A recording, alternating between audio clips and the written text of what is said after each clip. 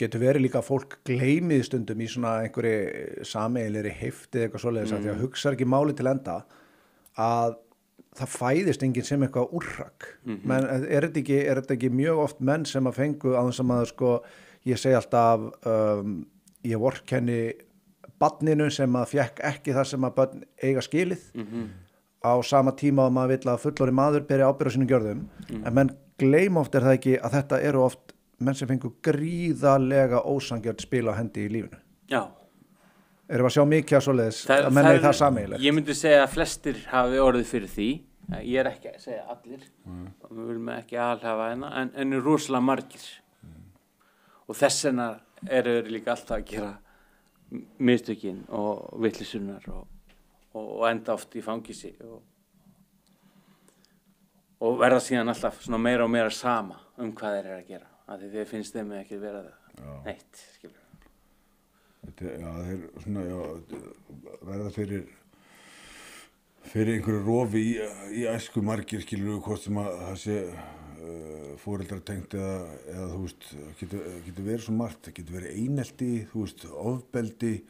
þú veist, kynferðisofbeldi og þú veist, alls konar svona, þú veist, sem að þú veist,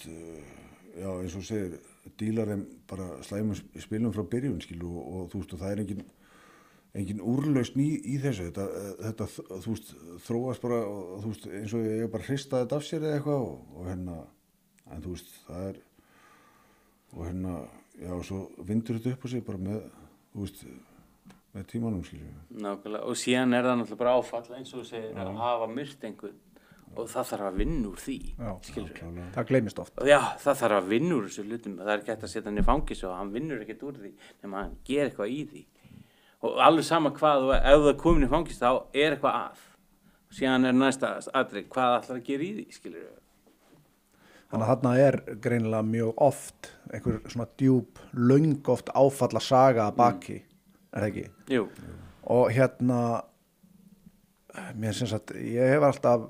spáðið mitt í sko hvað, hérna, hvenar er hægt að sjá eitthvað, er eitthvað svoleiðis, svona ef að þið mynduð horfa á eitthvað, nú gætu þið séð ef að hann er í einhverju svona stöðu, veist, reiður, veist, hikar ekki við að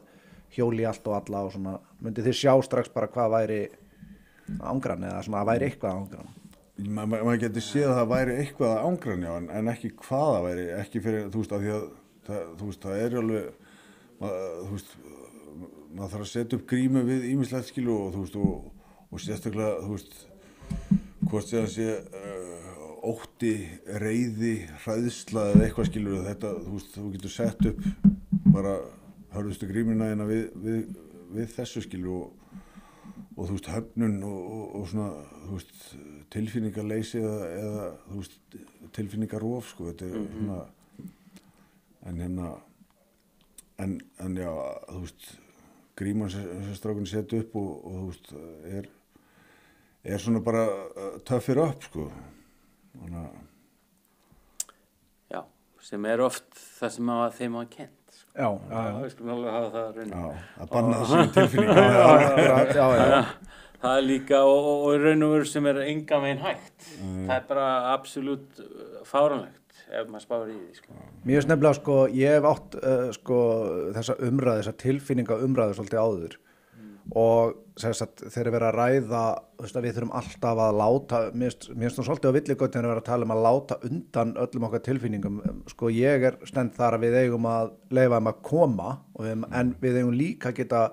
þú veist, það að stjórna þínu tilfinningu þýðir ekki að þú eigir ekki að hafa þér að mörgu leyti. Og er ekki fangelsi fulleinmitt af mönnum sem að gátu ekki stjórna sínum tilfinningum af því að þeim var aldrei kennt það. Já, og líka bara akta eða skilja. Ég skildi ekki mína tilfinningar þegar ég kom inn í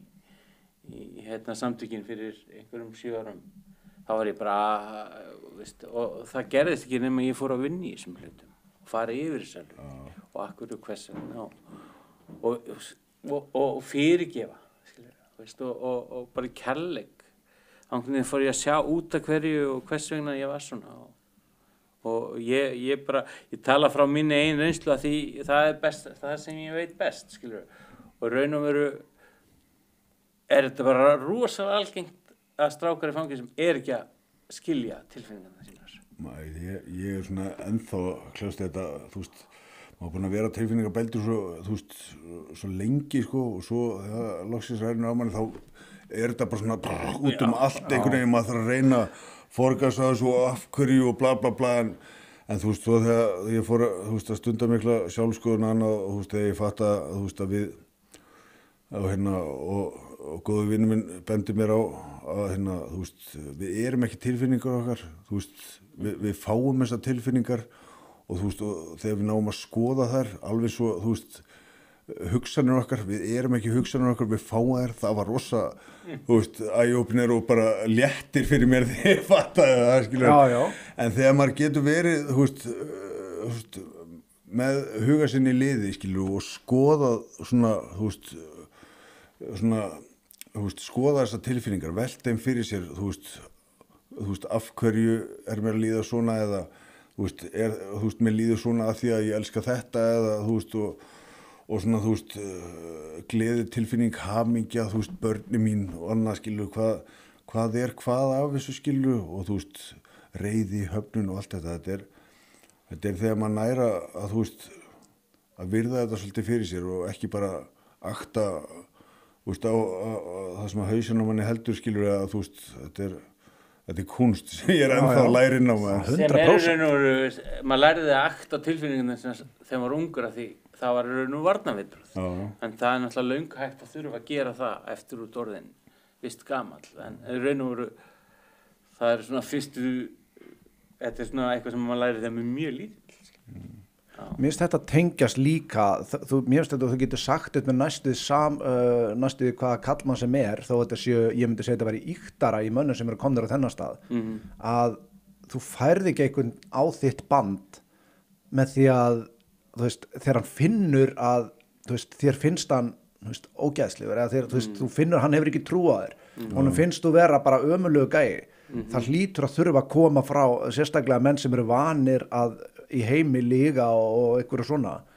það hlýtur að þurfa að koma frá réttum stað, það hlýtur að þurfa að koma frá hjartan að sjá menn strax í gegnum svona. Já,